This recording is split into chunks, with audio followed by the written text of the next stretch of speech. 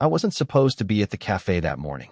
Normally, I'd have grabbed something cheap on campus, sat with my headphones in, and killed time between lectures.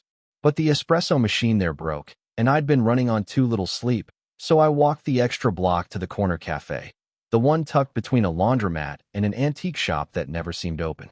It smelled faintly of orange peel and burnt sugar, the kind of place where people lingered too long over half-empty mugs.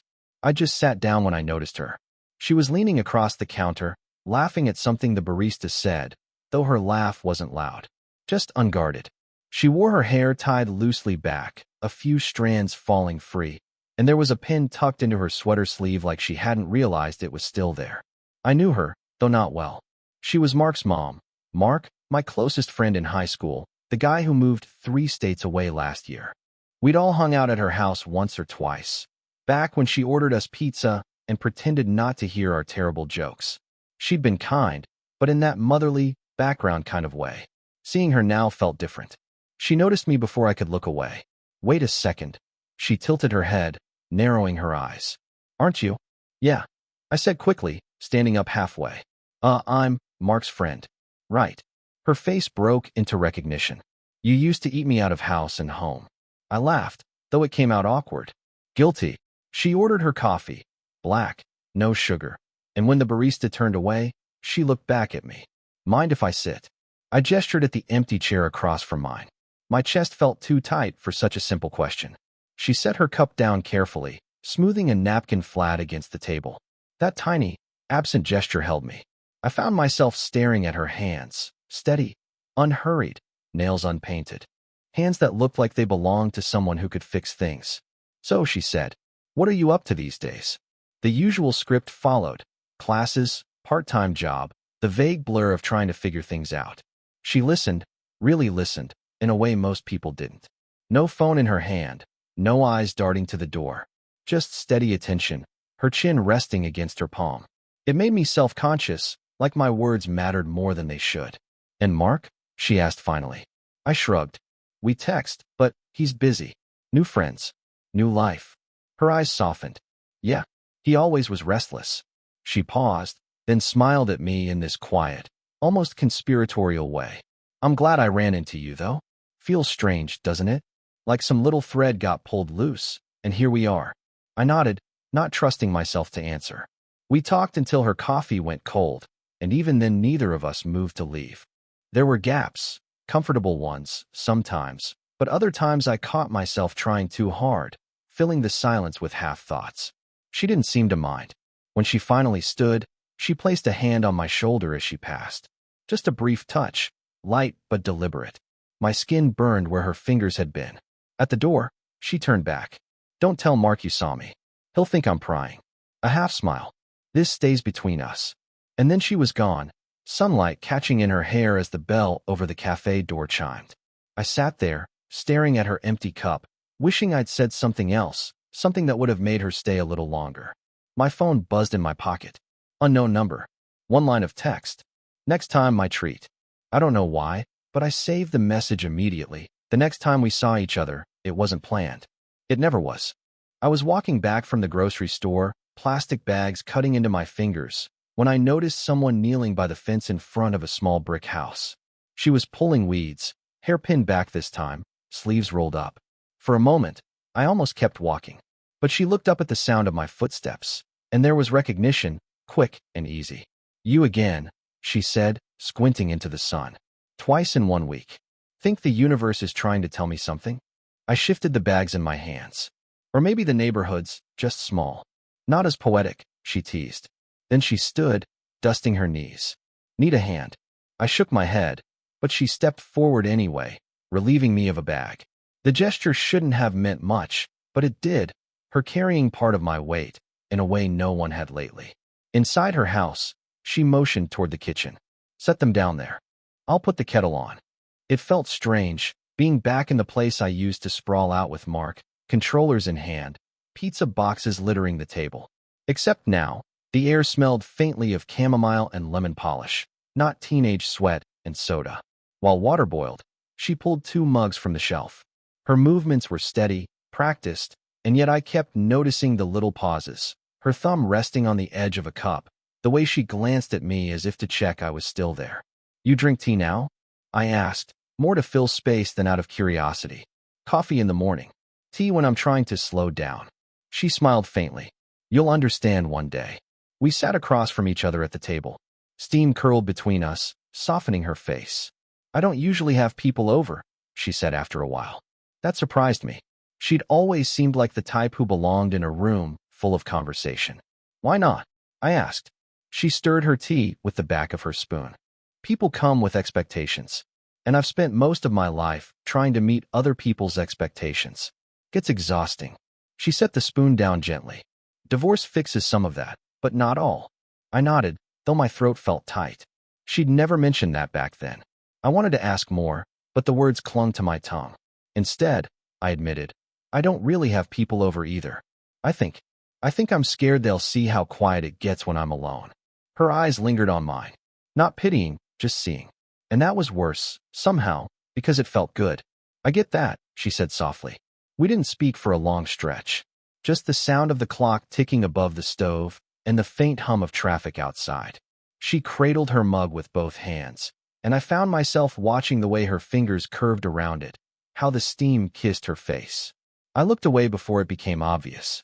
She broke the silence first. You know Mark still calls me every Sunday. Pretends he doesn't miss home, but I can hear it in his voice. She gave a small laugh. He'd kill me if he knew I was sitting here with you, drinking tea. The reminder landed between us like a stone. Mark, my friend, her son. I felt the heat rise in my chest, the unspoken wrongness of it all. Still, I didn't move. Didn't want to. When I finally stood to leave, she walked me to the door. I was about to step out when she reached for the bag I still held, brushing my hand lightly as she took it. Not an accident. Not deliberate either. Just one of those in-between touches that lingered longer than it should have. You should stop by again, she said, almost casually. I mean, no pressure. Just if you're around. I swallowed. Yeah, maybe I will. Outside, the air felt sharper, cooler. I walked back slowly, every step echoing with the sound of her voice. Later that night, lying awake in the dim light of my phone, I kept replaying the way she'd said it. Not the words, but the pause before them. I don't know why that moment stayed with me. Maybe because it felt like someone finally saw me that it was raining the next time I saw her. Not a storm, just that steady drizzle that soaks you before you notice. I ducked under the awning of the laundromat, bags of damp clothes in hand, when her car pulled up at the curb. She leaned across the seat, rolling the passenger window down.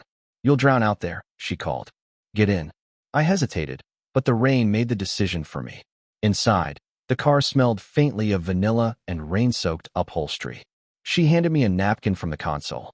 You're dripping everywhere. Sorry. I wiped at my hair, clumsy. She laughed under her breath, eyes on the road. The ride was short. Too short. When she pulled into her driveway, she glanced at me like she was waiting for me to decide. I followed her inside without a word. The house felt warmer than I remembered. A lamp glowed in the corner, soft light against the rain-streaked windows. She took my bag of laundry without asking and set it by the door. You can wait it out, she said. No sense in walking home like that. We ended up in the living room, mugs of tea again. The rain pressed against the glass, steady and relentless. I don't remember what we were talking about, something about books or music, but at some point the conversation faltered. She looked down at her hands, twisting the hem of her sleeve. You know, she said quietly, this probably looks odd. Us, sitting here. My chest tightened. Does it? She gave a small, humorless smile. You're Mark's friend. And I'm. She trailed off, shaking her head. I shouldn't even finish that sentence. The silence after that was heavy. I wanted to reach across the table, to steady the restless movement of her hands, but I didn't. A knock at the door broke it. Sharp, sudden. She stiffened, set her mug down. Through the glass, I caught sight of a neighbor waving cheerfully with a package in hand. She went to answer, her voice practiced and light. I sat frozen, pulse hammering. When she came back, the moment was gone, or maybe just buried deeper. She sat again, but not as close. Her posture straighter, her eyes avoiding mine. I hated how much I noticed the distance. I should go, I said after a while, though I didn't move. Maybe, she replied. But she didn't move either. The rain slowed, softened. She glanced at me then, really looked, her expression unreadable. Something flickered there, Hesitation, maybe, or surrender. My breath caught. I leaned forward before I realized it, drawn like the air between us had shifted. She didn't pull away. Not at first. Her eyes dropped to my mouth, then back up.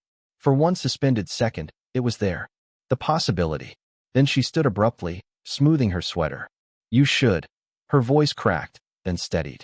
You should take your laundry before it wrinkles. I nodded, heart thudding, words useless. On the walk home, the rain had stopped, but I was soaked all the same. It was late afternoon when we crossed paths again. I was heading back from the library, her arms full of grocery bags. She was trying to juggle the keys, the bags, and a carton of milk threatening to slip. I moved without thinking. Here, I said, catching it before it hit the ground. She exhaled, laughing lightly. You always seem to show up right when I need an extra hand. Good timing, I guess. Inside, I set the bags on the counter. She began unpacking, lining up vegetables with a neatness that felt more like distraction than habit. I hovered, unsure if I should leave or stay. Finally, she nodded toward the back door. Walk with me, just a few blocks. I need air. The sun was low, soft light spilling across the sidewalks. We walked without speaking for a while, our steps falling into rhythm. The air smelled faintly of cut grass and the last traces of rain. At the park, she slowed near a bench. Sat down. I joined her, careful to leave space, though not much. She leaned forward, elbows on her knees, staring at nothing. Sometimes I forget how quiet it gets here. Almost too quiet. I didn't answer. I knew what she meant. A long pause stretched. Then she said, almost to herself, Do you ever think about how people see us? The question startled me. Us? Yes. Her voice was steady, but her hands tightened around each other. A boy who should be chasing girls his own age, and a woman old enough to know better. I wanted to protest, to tell her it wasn't like that, but the words jammed in my throat. Because maybe it was like that. Maybe that's exactly why I couldn't stay away. I don't. My voice cracked. I started again, softer. I don't really care how it looks. She turned then, sharply, eyes catching mine. A mixture of surprise and something else. Fear, maybe. Or hope. You should, she whispered. Silence again. The kind that pressed down on your chest. Finally, she spoke, her tone raw, like she'd peeled something open. You remind me of what it felt like to be seen. Before everything got so complicated. Before marriage. Before divorce. Before I started telling myself it was easier not to need anyone. Her words sat between us, unguarded. And I realized she'd said more than she meant to. I swallowed hard. I see you. She looked away quickly, blinking too fast, pretending to study the street lamp flickering to life across the park. But her hand shifted closer to mine on the bench. Close enough I could feel the warmth radiating. I imagined reaching out, closing that inch of space. My hand covering hers. The way her breath might catch. The way she might not pull away. But then she exhaled, sharp, like she was cutting the thought in half. This is dangerous, she said, almost angrily. For both of us. I tried to laugh it off, but it came out broken. Everything good is a little dangerous. Her lips parted, but no words came. Instead, she stared at me, unblinking, as though trying to memorize my face. The air felt heavy, charged. Every sound, the rustle of leaves, a car in the distance, faded beneath the thud of my heartbeat. For one suspended moment, it felt inevitable. That she would lean in. That I would. That something would finally break open.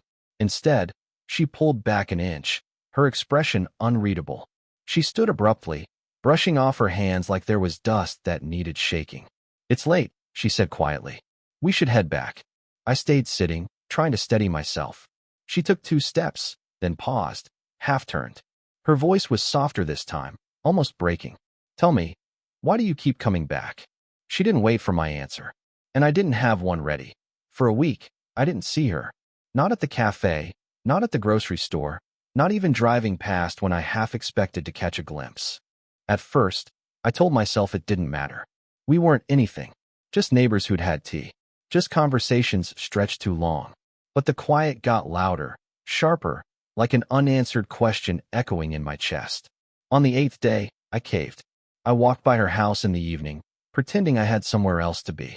The blinds were drawn, porch light off. The silence was heavier than any answer. The next morning, she called. Not texted, called. Can you come by? she asked. Her voice was thin, almost brittle. When I got there, she was standing by the sink, dishes stacked high. She didn't look at me right away, just wiped her hands on a towel and said, "I should apologize." "For what?" "For leading you on. For letting things get blurry." Her words knocked the air out of me. I opened my mouth, but she kept going. "My ex stopped by," she said finally. "He wanted to talk about Mark. About us. And I realized I can't be careless.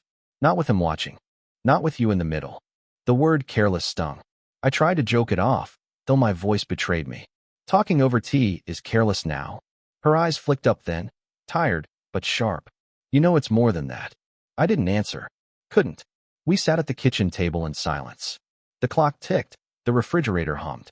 I stared at the grain in the wood, tracing invisible lines with my fingertip. She kept folding and refolding the same napkin until it frayed. Finally, I asked, "Do you regret it?" "Any of it?" Her hand stilled. "That's not the point." "Then what is the point?" My voice came out louder than I meant. She flinched, and I hated myself for it. The quiet after that was unbearable. She stood, rinsed her cup, and said in the calmest voice she could manage, "You shouldn't come by for a while." It was dismissal, plain and clear. I left without another word. The days after blurred. I'd walk into the cafe and hesitate, scanning the room. Half of me relieved she wasn't there, half disappointed. I tried to focus on classes, on work, on noise that filled the empty hours. Nothing worked. One night, I drafted a message. Just one line. "Do you want me to stop?" I stared at it for too long, thumb hovering over send. Then I deleted it. Another night, I wrote, "I don't regret it." Same outcome. Deleted before it left my phone. Hope came in flickers. I thought I saw her car near the park. I thought I caught her perfume in the aisle of the store. Each time, it wasn't her. Each time, it left me emptier. Mark called once. Just casual, catching up. He didn't mention her, and I didn't ask. But when the call ended, I sat there with the sick realization. This wasn't just about me and her. There were fault lines bigger than either of us wanted to admit. By the second week, the absence felt permanent. Like she'd erased herself deliberately. Like I'd been written out of a story that was never mine to begin with. And yet, every night, I caught myself glancing at the messages I never sent. At the seat across from mine in the cafe, always empty. At her porch light, off or on, depending on the day. I didn't feel heartbroken. I felt paused. Like life forgot to finish the sentence that it happened by accident. Or maybe accidents are just the things we've been waiting for, without admitting it. I was walking home late, hoodie damp from a mist that hadn't turned into rain. Lights glowed behind her curtains. A shadow moved in the kitchen. I told myself to keep going. I told myself not to knock. But she opened the door before I passed. "You're out late," she said softly, like she'd been expecting me. I hesitated on the sidewalk. I was just walking. Something in her expression softened. She stepped aside. "Come in, then. Just for a minute." Inside, the kitchen light was warm, but the air between us wasn't. She poured water into the kettle like it was an old ritual, her back turned to me. I sat at the table, fingers tracing the rim of a chipped mug. Neither of us spoke until the whistle broke the silence. She set 2 cups down, sat across from me. "Finally," she said, "I shouldn't have pushed you away." The words landed heavy, heavier than I expected. "I thought you wanted me to stay away," I admitted. "I did." She looked at me then, eyes steady. "And I didn't." Both things were true. I swallowed. "You can't keep doing this," pulling me close. Then, my voice trailed off, but she finished it. Then pretending it didn't happen. I nodded. The silence stretched again, filled with the clink of her spoon against the mug. She set it down carefully, hands folded. "Do you know what scares me?" she asked. "Not the age. Not Mark. Not even the neighbors. What scares me is that you'll realize one day that I'm just ordinary. That all this weight I carry in my head doesn't matter to you. That you'll walk away, and I'll be left standing here, having let myself need someone again." I didn't know what to say. My throat felt tight. So I told the only truth I had. "I already see you," I said quietly. "The ordinary parts. The complicated parts. All of it." Her eyes flicked up at mine, searching, like she didn't quite believe me. "And what do you want?" she asked finally, voice almost breaking. The answer pressed against my teeth, but I couldn't shape it into anything clean. One was the wrong word. Need wasn't right either. What I wanted was just this. The sitting, the silences, the knowing someone was on the other side of them. "I don't know," I whispered. but I know I don't want to lose this. Her breath caught, small, but enough. We sat there in the hum of the refrigerator and the faint tick of the clock. No declarations. No promises. Just two people, caught in the thin line between fear and something that almost looked like hope. She reached out then, hesitant, fingertips brushing the back of my hand. Not a grab, not even a hold. Just enough to feel the warmth. Just enough to say I'm still here. I didn't pull away. For a long time, neither of us moved. And in that stillness, I realized the choice had already been made, not in words, but in the quiet touch between us. Her mouth curved into the faintest smile. Tired, maybe. Relieved. Okay, she whispered. And that was it. Nothing more. But it was enough. Time smoothed the sharp edges. Not quickly, not in one sweeping gesture. More like how a stone gets shaped by water. Small, steady touches wearing down what used to cut. After that night in the kitchen, things didn't magically change. We didn't suddenly spend every day together. If anything, we moved slower. There were weeks when we barely crossed paths. Weeks when all I had was the memory of her hand brushing mine across the table. But the silence between us stopped feeling like absence. It started feeling like space, something we could step into when we were ready. I began to notice her routines. The way her porch light clicked on at 8:47 each night, even if she wasn't outside.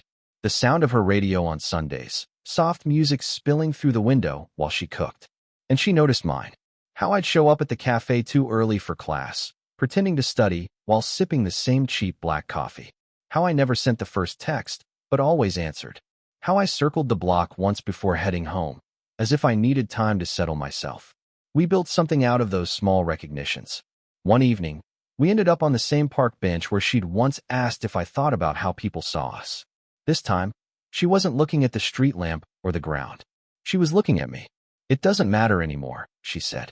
No build-up, no explanation. Just that. I didn't ask what she meant. I already knew. She leaned back against the bench, arms crossed loosely, like she was finally allowing herself to relax. I sat beside her, not touching, but close enough that the warmth between us filled the space. Weeks turned into months. I carried her groceries more times than I could count. She started keeping an extra mug in her kitchen, set out almost automatically whenever I came by. Sometimes we said almost nothing. Sometimes we said too much. Neither felt wrong. One Sunday, Mark called while I was there. I caught only half the conversation from where I sat on the couch. She laughed at something he said, then glanced at me, eyes soft but steady. When she hung up, she didn't apologize. She didn't explain. She just sat down beside me, close enough that her knee brushed mine, and turned on the radio. That was it. That was enough. The weight we'd both carried, fear, guilt, hesitation, didn't vanish. But it shifted, lighter somehow, because we'd stopped pretending it wasn't there. Now, when I think back, I don't remember the sharpest moments. The almost confessions, the near misses, the silence that used to feel unbearable. What stays with me are the ordinary ones. Folding laundry in her living room while she read the paper. Sharing tea on rainy afternoons. Catching her looking at me like she couldn't quite believe I'd stayed. Life didn't get perfect. It just got warmer. Sometimes, at the cafe, she still orders her black coffee, no sugar, and I still tease her for it. Sometimes I reach across the table and fold her napkin the way she used to, neat little squares, just to see the corner of her mouth curve upward. And every time I leave her house at night, porch light glowing at 8:47 sharp, she still stands in the doorway, hand brushing mine as she takes the grocery bag or the keys. Always casual. Always enough. I think about that first morning in the cafe, the laugh, the pen tucked in her sleeve, the way she said, "This stays between us." She was right. It did. And it still does.